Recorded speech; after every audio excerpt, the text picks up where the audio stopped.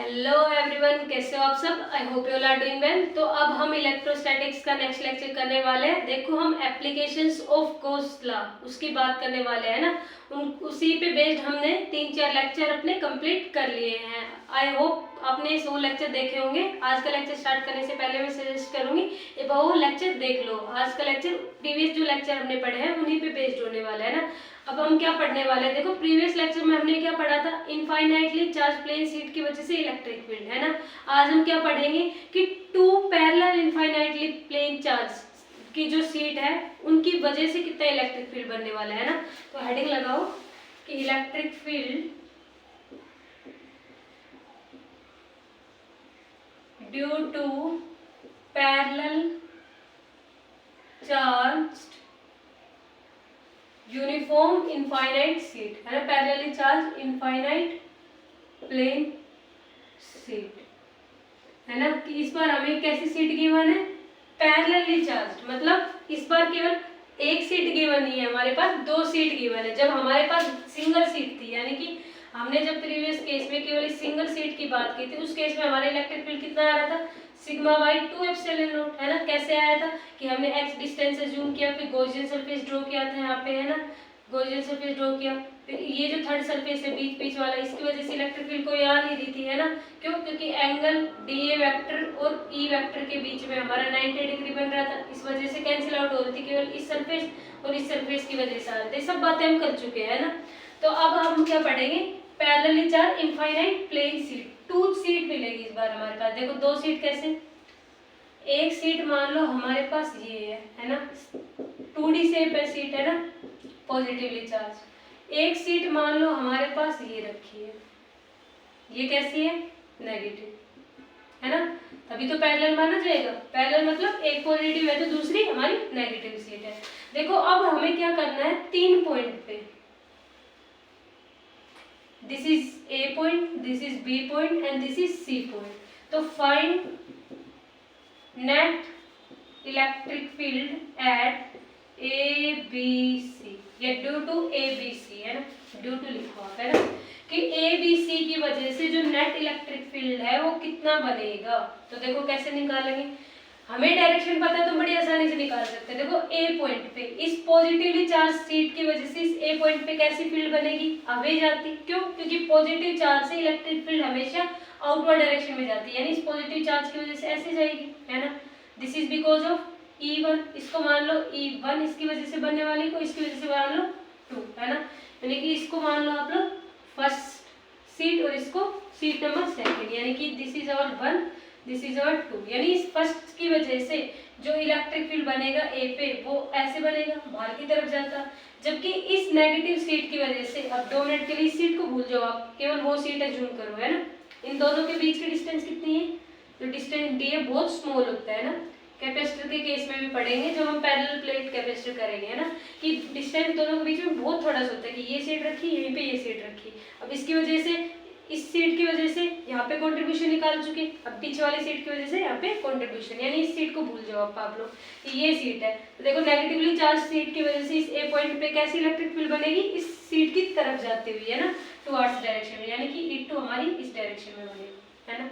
ऐसे ही B point पे positive charge से आउटवर्ड, यानी कि इस डायरेक्शन में E2, है ना, और नेगेटिव चार्ज की वजह से भी नेगेटिव चार्ज की तरफ, यानी कि E1, यानी E1 जो 1 है वो भी इसकी तरफ, 2 की तरफ, और जो E2 है, E2 इसकी वजह से ये दूसरी की तरफ, है ना। अब C चार्ज की वजह से देखो, इस फर्स्ट की वजह से, इसको भूल जाओ, इसकी वजह से इस पे आउटवर्ड डायरेक्शन में, यानी ऐसे E1, और नेगेटिव चार्ज की वजह से सी पॉइंट भी इसकी तरफ, यानी कि E2 ऐसे, है ना। अब बड़ी आसानी से निकाल सकते हो क्या, कि हमें पता है E1 इक्वल टू E2, क्यों, सिग्मा बाई 2 एप्सिलॉन नॉट, कि अगर केवल हम पॉजिटिव चार्ज का अज्यूम करते तो sigma 2 epsilon not, negative seat का अज्यूम करते तो भी sigma by 2 epsilon not in magnitude. Magnitude की बात कर रहे हैं ना, डायरेक्शन तो हम देख ही लेंगे। तो देखो E1 और E2 दोनों इक्वल है सिग्मा बाई 2 एप्सिलॉन नॉट के, इक्वल और अपोजिट, यानी यहाँ पे 0, यहाँ पे भी 0। तो नेट जो हमारा इलेक्ट्रिक फील्ड निकल के आएगा, या इलेक्ट्रिक फ्लक्स की हम बात करें, नेट जो हमारा इलेक्ट्रिक फ्लक्स निकल के आएगा किसकी वजह से आएगा, केवल बी की वजह से निकल के आएगा, है ना। यानी कि अब हम नेट फ्लक्स की बात कर रहे हैं ना। नेट फ्लक्स किसके इक्वल है, flux through this B surface, है ना। तो यहाँ से हम नेट इलेक्ट्रिक फील्ड भी फाइंड आउट कर सकते हैं, है ना। Net electric field find out करोगे क्या आएगा, दिस E1 प्लस में E2 at point B, at point B. क्यों, पॉइंट ए और पॉइंट सी पे तो नेट इलेक्ट्रिक फील्ड हमारा क्या बन चुका है, 0 बन चुका है ना। तो नेट इलेक्ट्रिक फील्ड क्या निकल के आया हमारा, sigma by 2 epsilon not plus sigma by 2 epsilon not. क्यों, क्योंकि E1 और E2 की वैल्यू मैग्नीट्यूड में सेम है, सिग्मा बाई 2 एप्सिलॉन नॉट। दोनों को ऐड कर दोगे तो नेट इलेक्ट्रिक फील्ड हमारे यहाँ से क्या निकल के आएगा, sigma by epsilon naught. Important, this is important reason कि जब भी हमारे पास इनफाइनाइटली चार्ज पैरेलल शीट हो तब हमारा नेट इलेक्ट्रिक फील्ड क्या निकल के आता है, सिग्मा बाई एप्सिलॉन नॉट। अगर मान लो बाई चांस ये नेगेटिव शीट नहीं होती, ये भी पॉजिटिव होती, ये भी पॉजिटिव होती, तो उस केस में क्या होता, उस केस में सेंटर पे 0 आती, फर्स्ट और सेकंड वाले की वजह से रिजल्ट आता है हमारा, है ना। क्यों, क्योंकि देखो मान लो मैं बता देती हूँ आपको, ये भी पॉजिटिव है ना, और ये भी पॉजिटिव है हमारा, है ना। अब भाई 3 सरफेस की बात करेंगे हम, ए पॉइंट पे, बी पॉइंट पे और सी पॉइंट पे। देखो इस पॉजिटिव की वजह से आउटवर्ड, इस पॉजिटिव की वजह से भी आउटवर्ड, यानी E1 प्लस E2 हो जाता है ना। ऐसे ही यहाँ पे इस पॉजिटिव की वजह से आउटवर्ड E1 और इसकी वजह से भी, यानी इस ये फर्स्ट मान लिया, ये सेकंड मान लिया, इस फर्स्ट की वजह से भी आउटवर्ड और इस सेकंड की वजह से भी आउटवर्ड, पॉजिटिव पॉजिटिव। जबकि यहाँ पे देखो इस पॉजिटिव की वजह से आउटवर्ड इधर धकेलता है E1, लेकिन ये 2 वाला भी उसको उधर अपोजिट आउटवर्ड डायरेक्शन में, यानी इस पॉइंट पे इस बार सेंटर पे क्या आ जाता है, 0। इन दोनों की वजह से हमारे पास नेट इलेक्ट्रिक फील्ड निकल के आती है ना। जबकि इस केस में सेंटर पे हमारी वैल्यू आ रही है ना, sigma by 2 epsilon not plus sigma by 2 epsilon not. I hope आपको समझ आया होगा, नोट कर लो, स्क्रीनशॉट ले लो, फिर एक क्वेश्चन प्रैक्टिस करते हैं ना।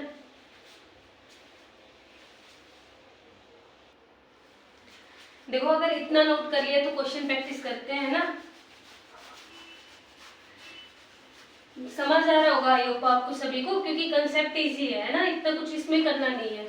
इलेक्ट्रोस्टैटिक्स जो हमारा फर्स्ट चैप्टर चल रहा है हमारा चार्ज एंड फील्ड वाला, इजी है ना, पढ़ के अब लग रहा होगा, समझ आ रहा होगा। तो देखो समझ कब आएगा, जब आप लोग कंटिन्यूअसली, है ना, कंसिस्टेंट होके पढ़ाई करोगे तब आपको समझ आएगा अच्छे से, है ना। अगर बीच में छोड़ दिए लेक्चर्स या 1-2 लेक्चर नहीं पढ़े फिर कंटिन्यू करो फिर कुछ समझ नहीं आने का। क्यों, क्योंकि एक दूसरे से सारे चैप्टर लिंक्ड है, आपने देखा होगा अभी जब आपने इलेक्ट्रोस्टैटिक पढ़ा होगा तो सारे चैप्टर एक दूसरे से लिंक्ड है ना। तो जो जितने भी लेक्चर्स हैं इस चैप्टर के ना, तो सभी लेक्चर्स को अच्छे से पढ़ना है। मेरे लेक्चर नहीं तो कम से कम जिनसे भी पढ़ रहे हो तो लेक्चर्स को अच्छे से पढ़ना है, तभी समझ आएगा। देखो क्वेश्चन प्रैक्टिस करते हैं हम कि मान लो इस बार हमारे पास नॉन कंडक्टिंग शीट दिखा रखी है। देखो मान लो शीट पहले मैं आपको डायग्राम बना देती हूँ फिर बताऊँ मैंने यही डायग्राम ऐसे क्यों बनाया है ना।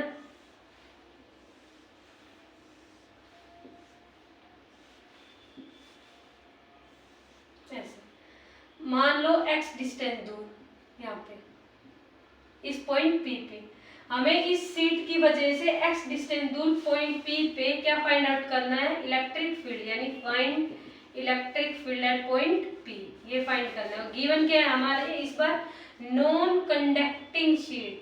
कैसी है, non conducting sheet. Non conducting यानी कि सॉलिड है ना, शीट कैसी है, सॉलिड, यानी कि सॉलिड नॉन कंडक्टिंग शीट। तो जब मैंने आपको होलो सिलेंडर वाले और ये जितने भी कंसेप्ट पढ़ाए थे सॉलिड नॉन कंडक्टिंग शीट, तो उसमें मैंने बताया था जब हमारे पास सॉलिड नॉन कंडक्टिंग शीट होती है तो हमारा चार्ज कहाँ पे होता है, सरफेस के अंदर डिस्ट्रीब्यूटेड होता है ना। जब होलो सिलेंडर की बात कर रहे थे, सॉलिड कंडक्टिंग की बात कर रहे थे, तो सारा चार्ज हमारे सरफेस पे डिस्ट्रीब्यूशन हो रखा था। इस बार सारा चार्ज क्या है हमारा, अंदर है ना, ऐसे, है ना, बना सकते हो आप लोग, है ना। सारा चार्ज हमारा अंदर डिस्ट्रीब्यूटेड है। तो इसके अंदर चार्ज हमारा कहाँ रिसाइड करता है, चार्ज रिसाइड्स इनसाइड सरफेस, कि सरफेस के अंदर हमारा चार्ज डिस्ट्रीब्यूटेड होता है। अब देखो ये सीट आप लोग तो सोच रहे होंगे तो क्यूब जैसा बन रहा है ना, और मैंने तो आपको सीट बताया था 2D शेप में। देखो ये सीट ही है, इस बार क्या है, सीट की थिकनेस ज्यादा कर रखी है। मान लो ऐसी थी हमारी सीट, है ना, तो इसकी जस्ट क्या है, थोड़ी सी थिकनेस ज्यादा हो रखी है, देखो ऐसे। जैसे नोटबुक देखे है ना आपने, नोटबुक में तो बहुत सारे पेजेस होते हैं, लेकिन थिकनेस जब आप नोटबुक को साइड से देखते हो तो क्यूबॉइड जैसी लगती है शेप में, है ना। नोटबुक है जैसे मान लो ये सारे पेजेस है ना। अब मैं एक सिंगल पेज की बात कर रही थी पहले, तो मान लो मैं ये केवल सिंगल पेज की बात कर रही थी, है ना। अब मैं इस पूरी, अब इतने सारे बहुत सारे पेजेस हो जाते, तो जब आप साइड से देखते तो सिलेंड्रिकल दिखती, कुछ हाइट दिखती इसकी, है ना, लेंथ ब्रेड्थ दिखती, तो वो उस केस में बहुत सारे पेजेस होते हैं। लेकिन इस बार मैं थिकनेस ही ज्यादा, मतलब इतनी मोटी थिकनेस की कोई चीज ले रही थी, जैसे मान लो वुड ले लिया आपने, है ना, लकड़ी मोटी, है ना, उस शेप में कटी हुई, तो उसकी थिकनेस ज्यादा हो गई, है ना। तो इस वजह से आपको ये कैसे दिख रही है, देखो इस शेप में कैसे दिख रही है आपको, क्यूबॉइड शेप में दिख रही होगी, क्यूबॉइड शेप में, है ना। जबकि है क्या है, 2D ही शेप है हमारी, है ना। तो इतना समझ आ गया हो तो अब हम इलेक्ट्रिक फील्ड एट पॉइंट पे बड़ी आसानी से निकाल सकते हैं। कैसे, देखो इस, ये जो बॉल है साइड की, इनके अंदर है हमारा एक चार्ज, है ना। यानी कि इसको मैं बनाना चाहूँ तो मैं ऐसे बना सकती हूँ कि x डिस्टेंस दूर पॉइंट P पे, है ना, यहाँ पे x डिस्टेंस दूर पॉइंट P पे हमें निकालना है। तो देखो इसके अक्रॉस हम कोसेंट सरफेस बनाएंगे। देखो हम कैसे निकालते हैं, जब भी हमारे पास ऐसे इनफाइनाइटली चार्ज शीट थी हमारे पास, तो हमने क्या किया था, ये यहाँ पे x डिस्टेंस है ना, और यहाँ पे पॉजिटिवली चार्ज डिस्ट्रीब्यूटेड है, तो हमने कोसेंट सरफेस कैसे ड्रॉ किया था, ऐसे सिलेंड्रिकल ड्रॉ किया था। अगर प्रीवियस लेक्चर देखा होगा तो आपको पता होगा, जब हमारे पास ऐसे लाइन चार्ज होता है ना, ये लाइन चार्ज, तो यहाँ पे जब गॉसियन सरफेस बनेगा तो वो ऐसे सिलेंड्रिकल शेप का बनेगा, ये यानी क्यूब जैसी लगने वाली, क्यूबॉइड जैसी लगने वाली आकृति के अंदर भी, शेप के अंदर भी हमारे पास एक सिलेंडर नाम का गॉसियन सरफेस बनेगा, है ना। इतना समझ में आ गया हो तो यानी कि यहाँ पे ऐसे ये हमारा क्या बन गया, गॉसियन सरफेस, है ना। अब इस गॉसियन सरफेस में आप बड़ी आसानी से इलेक्ट्रिक फील्ड निकाल सकते हो। इसको मान लो आप फर्स्ट सरफेस, इसको मान लो आप सेकंड सरफेस, और इस सेंटर वाले को मान लिया हमने थर्ड सरफेस, है ना। अब इलेक्ट्रिक फील्ड देखो कैसे जा रही है, ऐसे पॉजिटिवली चार्ज डिस्ट्रीब्यूटेड हो रखी है ना, यानी कि इसके अबे ऐसे, है ना, पॉजिटिवली चार्ज है, तो ये पॉजिटिवली चार्ज है ना सेंटर वाला, तो इसके अबे ऐसे जाएगी इलेक्ट्रिक फील्ड, और इसमें भी ऐसे इलेक्ट्रिक फील्ड जाएगी, है ना। एरिया वेक्टर की बात करें, छोटा सा डी वेक्टर, इसके ऐसे आउटवर्ड नॉर्मल, ऐसे यहीं पे बात करें डी वेक्टर, तो इसमें भी आउटवर्ड नॉर्मल। जबकि जो थर्ड सरफेस है यहाँ पे हम एरिया वेक्टर बनाएंगे तो अपवर्ड डायरेक्शन में जाएगा आउटवर्ड नॉर्मल, 3D से, क्योंकि गॉसियन सरफेस जो हमने ड्रॉ किया ये तो 3D है, शीट हमारी 2D में थी, लेकिन जो गॉसियन सरफेस हमने एज्यूम किया है वो सिलेंडर बनेगा। क्यों, क्योंकि ये लाइन चार्ज जैसा दिख रहा था हमें, और जहाँ पे भी लाइन चार्ज जैसे दिखा वहाँ पे हमारी सिलेंड्रिकल शेप बनती है गॉसियन सरफेस की, है ना। तो डी वेक्टर और इलेक्ट्रिक फील्ड हमारी ऐसे यानी 90 डिग्री, तो यानी इलेक्ट्रिक फील्ड थर्ड सरफेस पे क्या हो जाएगा, 0 हो जाएगा। क्यों, क्योंकि EDA cos 90, है ना, और cos 90 क्या होता है 0, इसलिए थर्ड सरफेस की वजह से कोई भी कंट्रीब्यूशन नहीं आएगा। तो देखो नेट इलेक्ट्रिक फील्ड किसकी वजह से आया हमारा, electric field due to first plus में electric field, sorry net flux आएगा, है ना, कि नेट फ्लक्स हमारा किसकी वजह से आया, electric flux through first surface plus में फ्लक्स थ्रू सेकंड सरफेस, है ना। नेट फ्लक्स किसके इक्वल होगा हमारा, Q inside by epsilon naught is equal to flux through first surface यानी E dA प्लस में E dA, है ना। Q की इस बार देखो Q हमारा जैसे हमने प्रीवियस केस किया था, अभी जब हमने इसका प्रूफ किया था तब उस केस में हमने Q, जब हमने सिग्मा एज्यूम किया था कि Q बाई A, है ना। क्यों, क्योंकि उस केस में जो हमारा चार्ज था वो जो हमने जो ड्रॉ किया था फिगर, ऐसे सीट रखी हुई थी, है ना, तो उसमें केवल जो सिलेंड्रिकल हिस्सा ये वाला हिस्सा था, यहाँ पे चार्ज डिस्ट्रीब्यूशन हो रखा था। लेकिन इस बार देखो Q इनसाइड बाय एप्सिलॉन, ये चार्ज पूरे में फैला हुआ है ना। उसमें क्या पूरे में फैला हुआ था, नहीं फैला हुआ था, है ना, चार सीट ऐसे सीट के अंदर ये ऐसे रीजन में था, इस बार ये सब जगह फैला हुआ है। क्यों, क्योंकि सॉलिड नॉन कंडक्टिंग सीट है ना, चार्ज कहाँ पे है, इनसाइड द सरफेस है, तो पूरे इसमें फैला हुआ है। और जब पूरे क्वांटिटी में फैला हुआ हो और शेप कैसी हो, ये वाला इसके अंदर देखो चार्ज तो है हमारा यहाँ पे भी, है ना, ये जो एरिया है यहाँ पे भी है, लेकिन हमें ये जो गॉसियन सरफेस है इसके अंदर फाइंड आउट करना है। क्यों, क्योंकि Q इनसाइड, है ना, थ्रू द क्लोज सरफेस जब हमने गॉस लॉ पढ़ा था तो यही देखा था कि गॉसियन सरफेस के अंदर फाइंड आउट करते हैं। गॉसियन सरफेस हमने ये ड्रॉ किया है, तो इसके अंदर आप Q फाइंड आउट करोगे ना कि इस पूरे टोटल चार्ज का इस के अंदर कितना है, ये जो रीजन है इसके अंदर कितना चार्ज है, तो वो कैसे फाइंड आउट करेंगे, वॉल्यूम चार्ज से। क्यों, क्योंकि अब हम सरफेस चार्ज नहीं लगाएंगे, सरफेस चार्ज हम कब लगाते हैं, जब हम शीट का निकाल रहे होते हैं। अब हम इस गॉसियन सरफेस का, इस सिलेंडर का फाइंड आउट कर रहे हैं, इसलिए हम क्या लगाएंगे, वॉल्यूम चार्ज डेंसिटी, यानी कि रो किसके इक्वल होगा, चार्ज अपॉन में वॉल्यूम, और वॉल्यूम क्या होता है, एरिया इनटू हाइट, है ना, एरिया इनटू हाइट, यानी कि रो इज इक्वल टू में क्यू अपॉन में एरिया ए, हाइट कितने यहाँ पे एक्स डिस्टेंस दिखा रखी है, यानी ए एक्स, है ना, तो क्यू क्या निकल के आया यहाँ से हमारा ए एक्स रो, पुट कर दो यहीं पे जस्ट कि क्यू इनसाइड की जगह ए एक्स रो अपॉन में epsilon naught is equal to में ई, 2EA हो जाएगा, है ना, कि EA प्लस EA यानी 2EA, ए से ए कैंसिल आउट हो गया, है ना, तो इलेक्ट्रिक फील्ड हमारे यहाँ से क्या निकल के आएगी, एक्स रो अपॉन में E epsilon naught, sorry 2 epsilon naught, है ना, 2 epsilon naught, X rho upon में एप्सिलॉन नॉट, और ये 2 इधर डिवाइड में आ जाएगा, तो इलेक्ट्रिक फील्ड हमारी क्या निकल के आई, एक्स रो अपॉन में 2 epsilon not. I hope question आपको समझ में आया हो।